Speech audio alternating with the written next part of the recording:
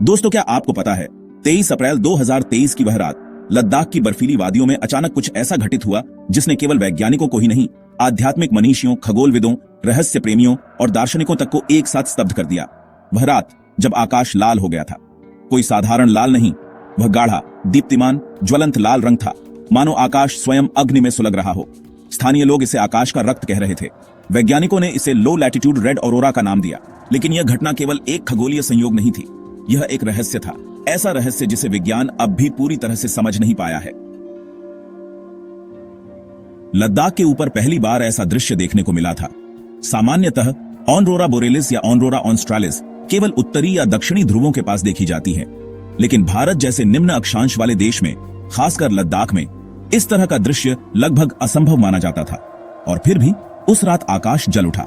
पहाड़ों की चोटियों से लेकर सूनी घाटियों तक एक विचित्र लाल आभा ने सब कुछ अपनी बाहों में समेट लिया, जैसे प्रकृति कुछ कह रही हो, धीरे धीरे मगर अनसुने शब्दों में। स्थानीय चरवाहों ने बताया कि उस रात उनके पशु अचानक भयभीत होकर भागने लगे थे। कुत्ते लगातार आकाश की ओर भौंकते रहे। कुछ ग्रामीणों का दावा है कि उन्होंने झील के ऊपर एक गोल प्रकाश मंडल देखा, एक चमकता हुआ वृत्त जो हवा में स्थिर था और उसके भीतर कोई हलचल दिख रही थी। एक बुजुर्ग महिला ने कहा, वह कोई तारा नहीं था बेटा, वह देख रहा था हमें। इस घटना के ठीक 2 दिन पहले सूर्य पर एक तीव्र कोरोनल मास इजेक्शन यानी सीएमई दर्ज किया गया था। ऐसे सीएमई से निकलने वाले आवेशित कण पृथ्वी के चुंबकीय क्षेत्र से टकराते हैं और जब यह टक्कर बहुत तीव्र होती है तो ऑनरोरा उत्पन्न होती है।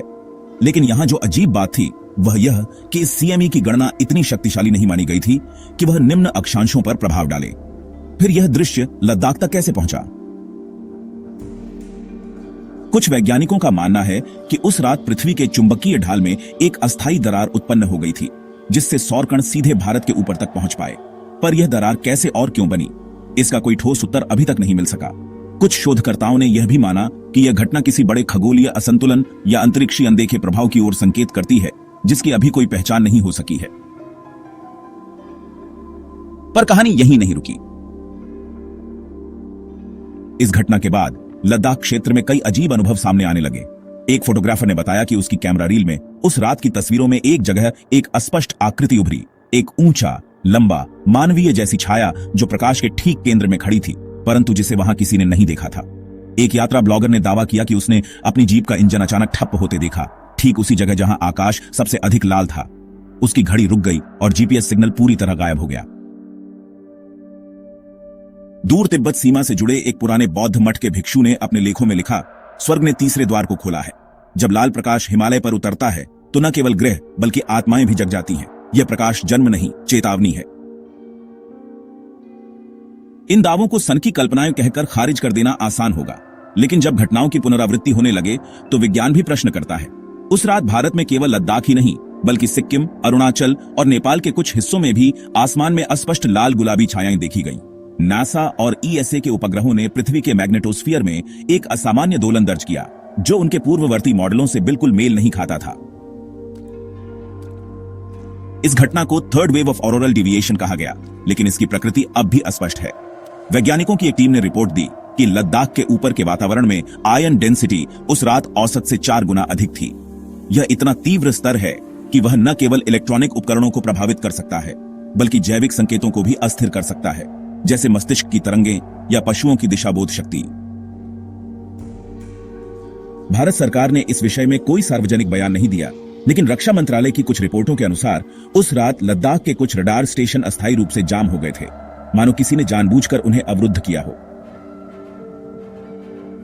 एक और तथ्य जो कम ही सामने आया, नासा के सौर निगरानी उपग्रह स्टीरियो ए ने उस सीएमई के पास एक अद्भुत अनियमितता दर्ज की। सीएमई की मूल दिशा से कुछ क्षण पहले एक गहरा त्रिकोणीय छायापुंज उसकी सतह से होकर निकला। यह किसी झात खगोलीय वस्तु के जैसे नहीं था। यह तेज मगर स्थिर गति से चल रहा था, प्रकाश को अवशोषित करता हुआ सा। कुछ ने इसे अंतरिक्षीय क्राफ्ट कहा, जबकि नासा ने इसे हाई डेंसिटी फील्ड एनोमली कहा और निष्कर्ष टाल दिए। इस सब के बीच एक नाम फिर से चर्चाओं में आया, औरोरा इवेंट ऑफ 1770, जब चीन, जापान और भारत के कुछ हिस्सों में लगातार 9 रातों तक आकाश लाल रहा था और इतिहासकारों ने इसे देवों का प्रकट होना कहा था। क्या 2023 की घटना उस घटना का पुनरावृत्ति थी, या फिर यह कुछ और था, कुछ ऐसा जो हमारे सौर मंडल की सीमाओं से भी परे है? कुछ थ्योरीज कहती हैं कि यह एक्सोमैग्नेटिक इन्फ्लुएंस का असर हो सकता है, यानी किसी बाह्य खगोलीय पिंड जैसे कि कोई विशालकाय ग्रह या ब्लैक होल का चुंबकीय प्रभाव जिसने पृथ्वी के चुंबकीय क्षेत्र को अस्थायी रूप से प्रभावित किया हो। इस विचार को समर्थन नहीं मिला है, लेकिन इसे पूर्ण रूप से नकारा भी नहीं गया। लद्दाख के लोगों ने इस घटना को एक दैवी संकेत माना। वहां के कुछ पुराने ग्रंथों में एक वर्णन मिलता है, जब आकाश रक्तवर्ण होगा और हवा में जलती धातु की गंध होगी, तब प्राचीन द्वार फिर से खुलेंगे और समय की रेखाएं उलझ जाएंगी। आज इस घटना के बाद साल भर बीत चुका है। वैज्ञानिक अब भी इसकी गहराई से जांच कर रहे हैं, पर कुछ प्रश्न अभी भी वैसे ही हैं। क्या रेड ऑरोरा वास्तव में केवल सौर तूफान का प्रभाव था? क्या उस रात कोई अनजाना शक्तिपुंज पृथ्वी के पास से गुजरा? और क्या यह केवल शुरुआत थी किसी बड़े रहस्य की, किसी ऐसी उपस्थिति की जो वर्षों से हमारे बीच रही है मगर अनदेखी? यह घटना एक खगोलीय घटना थी या कोई चेतावनी? विज्ञान अब भी उत्तर खोज रहा है, परंतु हिमालय की ऊंचाइयों पर बैठे मौन पहाड़ शायद पहले ही सब कुछ जान चुके हैं। यह जानकारी अच्छी लगी हो तो वीडियो शेयर करो, लाइक करो, चैनल सब्सक्राइब करो।